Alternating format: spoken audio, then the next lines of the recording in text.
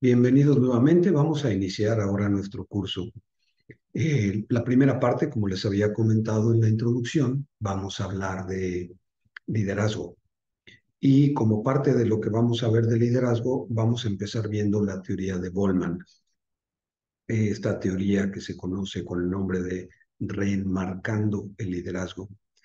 Y para poderlo explicar, me voy a apoyar con una presentación misma que les pido que sigamos por los siguientes minutos. Y permítanme un segundo, la comparto con ustedes. Bueno, ya estamos aquí. Ahora, eh, vamos a ver esto que nos habla Goleman de su famosa teoría de reenmarcando el liderazgo. ¿A qué se refiere? Bueno, Goleman parte del principio de que este proceso de reenmarcar ayuda a los ejecutivos el día de hoy a entender en una forma mucho más clara qué es lo que está pasando en el día con día.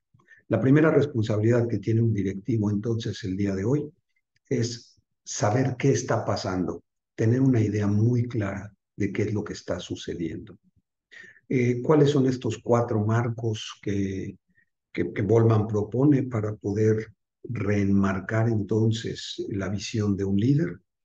Son el marco estructural, el marco de recursos humanos, el marco político y el marco simbólico. Ahora, a estas alturas, ustedes ya debieron de haber realizado ese ejercicio para determinar su propio estilo de liderazgo. Si no lo han hecho, por favor, háganlo primero, debido a que es importante que ustedes tengan hecha esa parte antes de que conozcan la teoría. De otra manera, pudieran los datos salir un poco errados. Entonces, hablábamos de los cuatro marcos referenciales y entender entonces que a veces los líderes en las organizaciones fracasan o tienen problemas derivado de que no alcanzan a entender qué es lo que está pasando. Creen que entienden lo que está sucediendo, cosa que no necesariamente funciona así. Iniciemos analizando un poco el marco estructural. El marco estructural entonces nos habla justamente de eso, de estructura. Lo primero que tenemos que entender en el marco estructural es que la estructura de una organización se divide primordialmente en dos aspectos. O es vertical o es horizontal. ¿Sí? Las estructuras, las organizaciones que tienen una estructura vertical, obedecen primordialmente a la jerarquía. ¿Sí? Es decir, tenemos una figura superior que es la que da órdenes, y el resto de la estructura hacia abajo sigue esas indicaciones.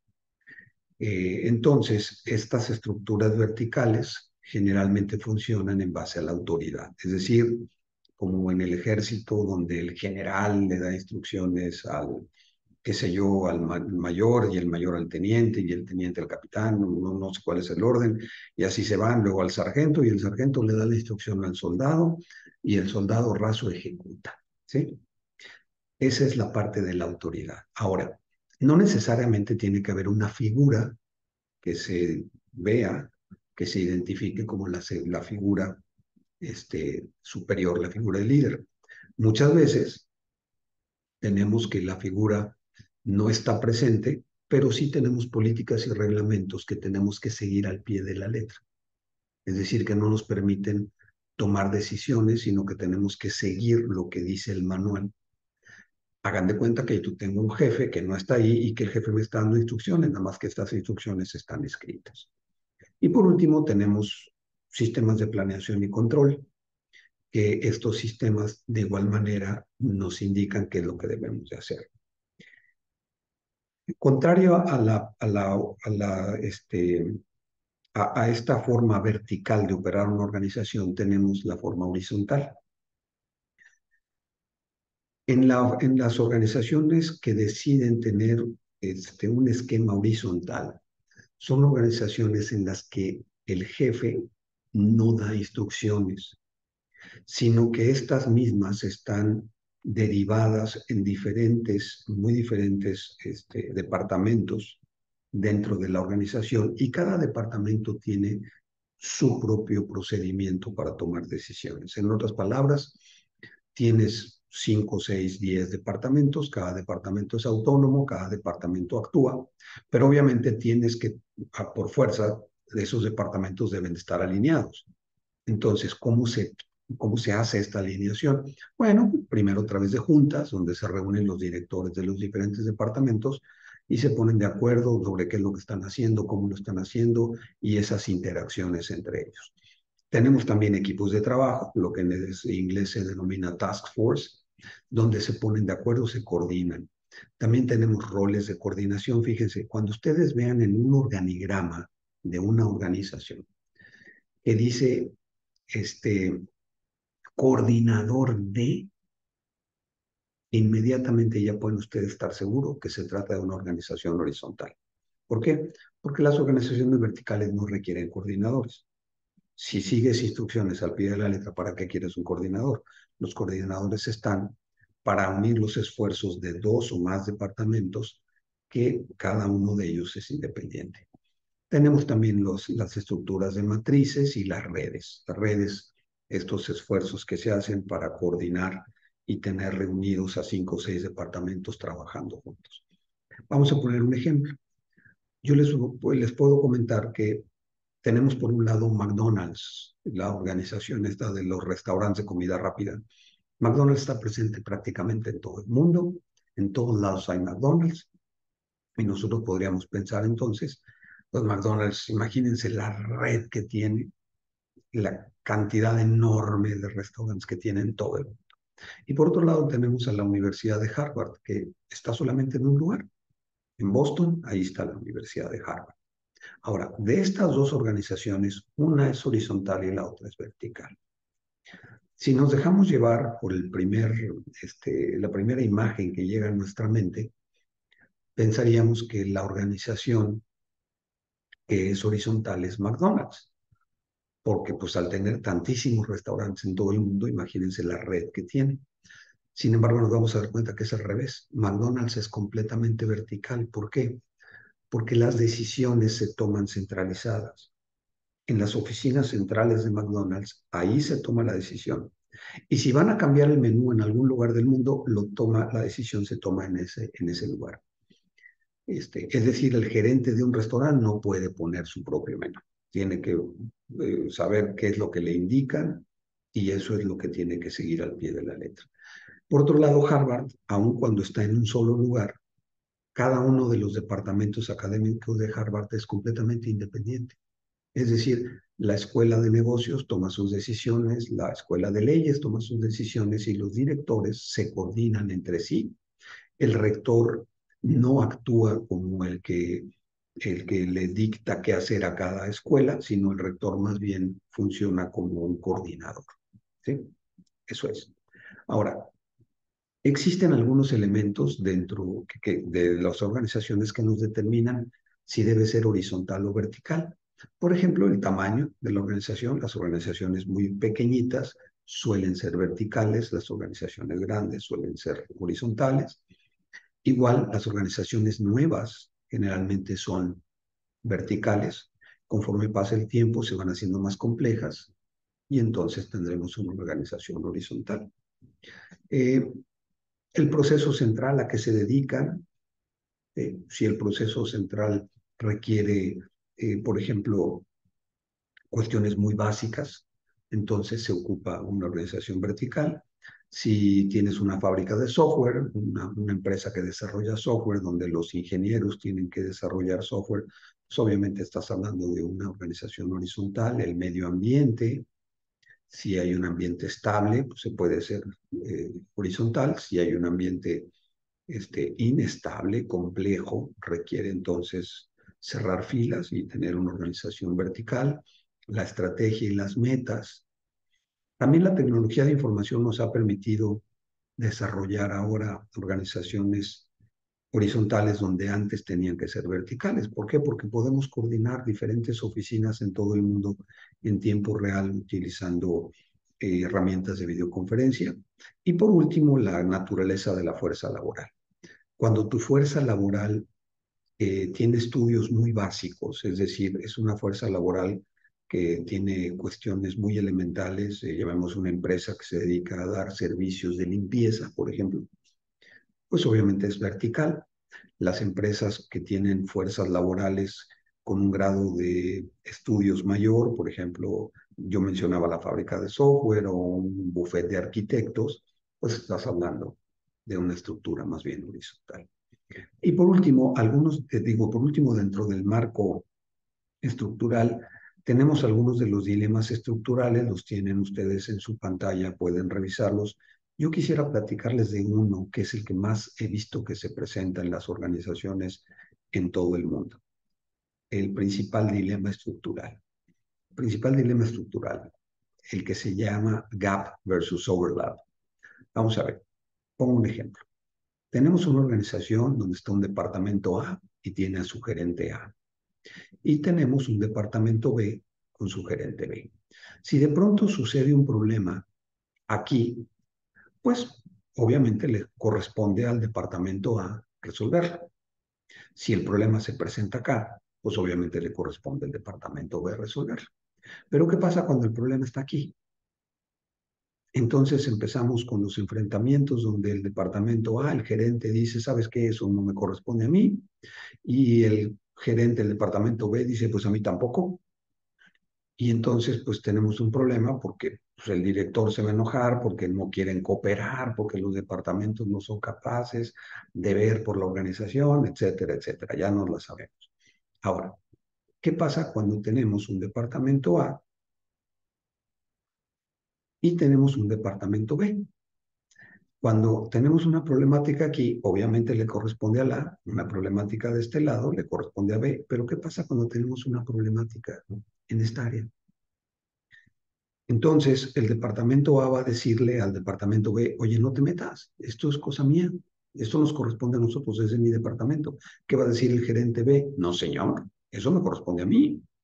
Y esto se llama el overlap. Entonces, el primer ejemplo que vimos es el gap, donde tenemos que, al determinar las responsabilidades de cada departamento, se nos pasan algunas que quedan en el espacio vacío, en el limbo.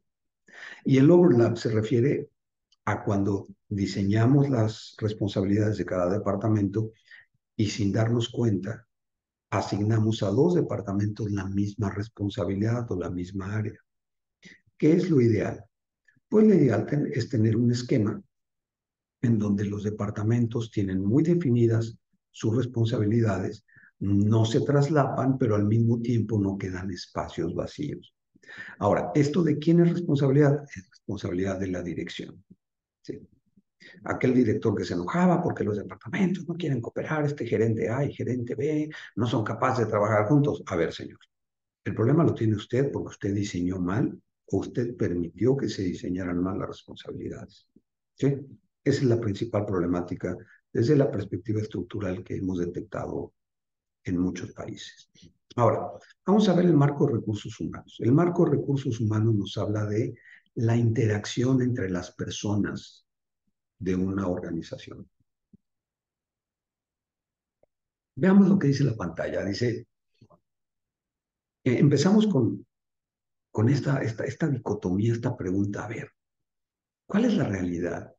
Las empresas dicen, nuestro recurso más importante es la gente, o las empresas dicen, no, las organizaciones explotan a la gente, las mastican y las escupen. Bueno, estas dos formas de pensar, que son completamente los extremos, conviven a veces en las organizaciones. Las personas se sienten usadas al tiempo que la organización siente que todo está funcionando bien y que tratan muy bien a las personas. Algunos de los supuestos de recursos humanos, quizá los más importantes, es, vamos a entender que las organizaciones existen para servir al ser humano y no al revés. Los seres humanos no existimos para servir a la organización. Las organizaciones existen para servir a los seres humanos. Pero ambas se necesitan mutuamente. Obviamente las personas necesitan trabajos, empleos y las organizaciones necesitan talento. Cuando esa horma entre organizaciones e individuos funciona, entonces todo está bien. Pero cuando no funciona, las personas se sienten explotadas o las personas explotan a la organización, que esto sucede también, ¿eh? Entonces, el marco de recursos humanos lo que busca es que exista un equilibrio, un balance en la simbiosis entre la organización y las personas que nos desempeñamos en la organización. Para poder llevar a cabo esto, tenemos que entender que las personas tenemos diferentes necesidades. Obviamente todos pensamos en, sí, necesitamos salarios. A ver, más allá de los salarios. Digo, obviamente sí, se ocupa un salario que sea competitivo, sí, pero ahí no es suficiente. Los seres humanos tenemos necesidades fisiológicas, oxígeno, comida, agua, salud, que el lugar donde nos desempeñamos sea un lugar saludable. Hay lugares que son muy tóxicos en el sentido de que los procesos requieren materiales químicos que son dañinos para la salud. Por ejemplo, pues, yo conozco empresas en las que nadie quiere trabajar a pesar de que pagan muy bien, porque sus procesos son muy contaminantes y saben que las personas que están ahí se van a enfermar. También las personas tenemos que sentirnos seguros, saber que mi trabajo va a estar ahí mañana, ¿sí? Tenemos que desarrollar ese sentido de pertenencia, ese sentido de, ¿sabes qué? Yo formo parte de esta organización y la organización me reconoce a mí. Sentirse estimados, sentirse que lo que yo hago se valora, lo que yo hago es valioso, ¿sí? Y al mismo tiempo, la oportunidad de actualizarnos y seguir creciendo, sin incrementar nuestro potencial en la organización. El tercero de los marcos que nos menciona Bolman es el marco político. Ya sé que cuando hablamos de política pensamos que no tiene nada que hacer dentro de las organizaciones. Ok, déjenme darles una mala noticia. La política va a estar sí o sí. Aun cuando nosotros no queramos, la política forma parte de los procesos de las organizaciones. Siempre está ahí. Ahora, una cosa es que no nos guste la política porque tendemos siempre a relacionarla con gobierno y corrupción y cosas de esas. Y otra cosa es que sepamos manejar la política dentro de la organización para el bien de nosotros y bien de la organización. Entonces, el marco político dentro de las organizaciones está determinado principalmente por el poder. ¿Cuáles son las fuentes de poder a las que tiene acceso un ejecutivo? Cualquier líder, cualquiera de nosotros tiene acceso a una o más de estas fuentes de poder. No todas son legítimas, no todas son deseables, pero vamos a verlas. Primero, el poder de posición, la autoridad. Es decir, cuando me entregan a mí mi puesto, cuando me dicen, te nombramos el director de recursos humanos, en ese momento, ese nombramiento que me están otorgando incluye una cantidad de poder que tiene ese puesto para usarla. Ese poder está ahí para que lo usemos. Uno de los principales errores que cometemos es que no lo usamos. Entonces, necesitamos utilizar el poder que viene con el puesto porque para eso existe. Información y experiencia. La persona que tiene más información, que tiene más experiencia, tiene poder. El control de recompensas.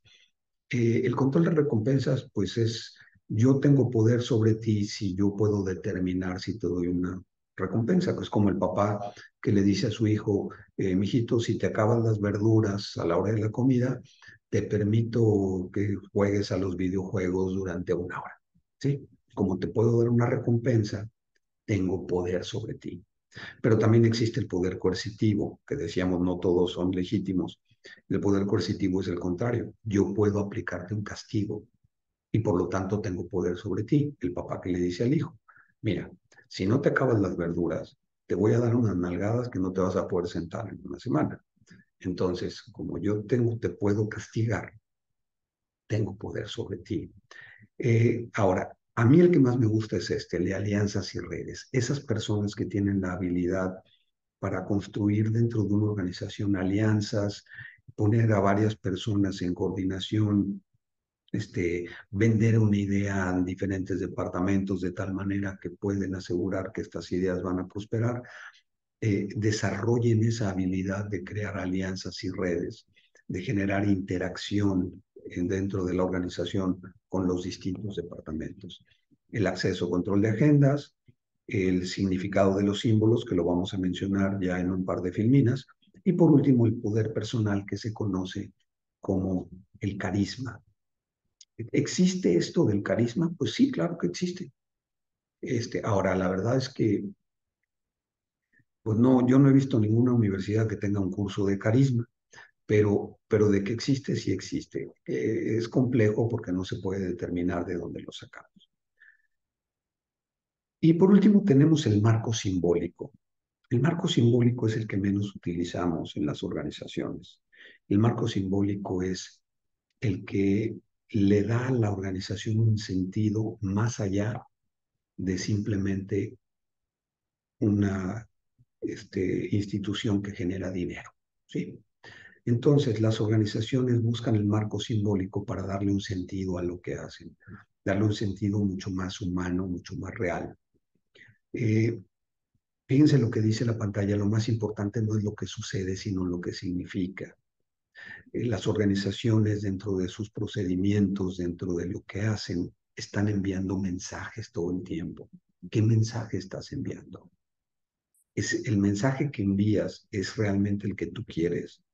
¿O por estar haciendo otras cosas como el enfocarte demasiado en generar utilidades, estás enviando un mensaje que no quisieras que la gente interpretara? Hay organizaciones que, bueno, pues son muy tóxicas hacia adentro en el sentido de que los empleados son explotados y que luego las organizaciones dicen es que nosotros generamos muy buenas utilidades. Pues sí, generas muy buenas utilidades, pero fíjate el mensaje que envías allá afuera. Te conviertes en un lugar en el que nadie quiere trabajar. ¿Por qué? Porque saben que el trato ahí es muy malo. ¿Sí? Ahora, a veces nosotros lo que hacemos no está alineado con lo que decimos. El marco simbólico es el que nos ayuda. No sé si se acuerdan ustedes de en las organizaciones la misión y la visión. Bueno, ahí está el marco simbólico. Cuando hablamos de misión y visión, ahí estamos viendo reflejada en la organización el marco simbólico. El marco simbólico nos ayuda también a, cuando existen momentos de incertidumbre y ambigüedad, a darle un poco más de congruencia a la organización. En épocas, vamos a decir, inestables, el marco simbólico es el que nos ayuda a dar una imagen más de estabilidad, ¿sí? Y para esto, pues generamos una serie de elementos, echamos mano de una serie de elementos que nos permiten desarrollar el marco simbólico, como pues, los mitos, la visión, los valores, esas historias que están detrás de las organizaciones, por qué el fundador se decidió a fundar esta organización, de dónde viene la organización, y en estas historias generamos héroes, heroínas, el empleado del mes, todas estas historias forman parte del marco simbólico y nos anclamos también en rituales y ceremonias. Los rituales y las ceremonias son muy familiares, digo, son muy similares. El ritual, este, pues el ritual es algo que hacemos muy comúnmente, por ejemplo, cada año vamos a festejar el, el día de la posada de la empresa, donde todos los empleados se reúnen y todos convivimos. Ese es un ritual. Las ceremonias son un poco más elaboradas, menos frecuentes. Por ejemplo, a veces la ceremonia que tenemos porque celebramos los 25 años de la empresa, bueno, pues ¿cuántas veces vas a festejar los 25 años? Solamente una vez. Entonces haces una ceremonia, es mucho más elaborada, pero todos estos elementos le dan congruencia a lo que hacemos. Nos permiten entonces que la universidad, que la organización adquiera un sentido más humano, ¿sí? Un sentido eh, más loable que simplemente el generar recursos económicos. Porque seamos honestos, las empresas existen para generar recursos económicos. Para eso existen. Es decir, una empresa que tiene pérdidas eventualmente va a cerrar. Entonces, las empresas, su principal, su principal misión es generar utilidades para mantenerse viva. Pero si decimos esto, nuestra principal labor es generar utilidades, pues ¿cómo se escucha? Se escucha mal, se escucha como algo que no es muy, muy loable, muy noble. Entonces, repito, el marco simbólico es el que nos permite hacer todo esto. Ahora, Antes de haber visto esta presentación, ustedes debieron de haber llenado el ejercicio para determinar el perfil de liderazgo que cada uno de nosotros tenemos. Y debieron de haber terminado con un diagrama similar a este. Digo, no necesariamente similar, sino un diagrama que significa acomodo en estos cuatro marcos. Bueno, esto nos está diciendo cuál es el perfil que nosotros usamos, el que nosotros usamos en forma natural. Si yo actúo de forma natural, ¿hacia qué lado me voy? Yo puedo ser más estructural, puedo ser más político, puedo enfocarme más en recursos humanos o puedo enfocarme más en el marco simbólico. Lo que esto me está diciendo es que cada vez que yo enfrente una problemática en la organización, voy a tender a utilizar los marcos con los que yo me identifico. Es decir, cualquier problema, si yo, por ejemplo, en este diagrama que tenemos, estamos viendo que yo soy político y simbólico, eso quiere decir, todo lo que se presente en la organización y que me toque a mí resolver, voy a inclinarme naturalmente por estos dos marcos. El problema es que a veces las problemáticas que enfrento no están en estos marcos, sino están a lo mejor en el marco estructural. Y si yo soy simbólico y quiero usar el marco simbólico para resolver un problema que está en el marco estructural, me voy a equivocar. Es por eso que conocer quién soy y conocer los marcos para saber dónde están las problemáticas me va a permitir a mí determinar, ¿sabes qué? Yo soy simbólico, este problema es estructural, tengo que cambiar mi forma de pensar y tengo que resolverlo con un perfil estructural porque ahí es donde está el problema. Ese es el mensaje que quería dejarles. Bueno, les agradezco mucho. Entonces, espero esto haya quedado claro. De cualquier manera, seguimos en el curso y cualquier duda, saben ustedes que pueden con todo gusto pueden preguntarme lo que ustedes consideren prudente. Eh, Muchas gracias y seguimos en el curso.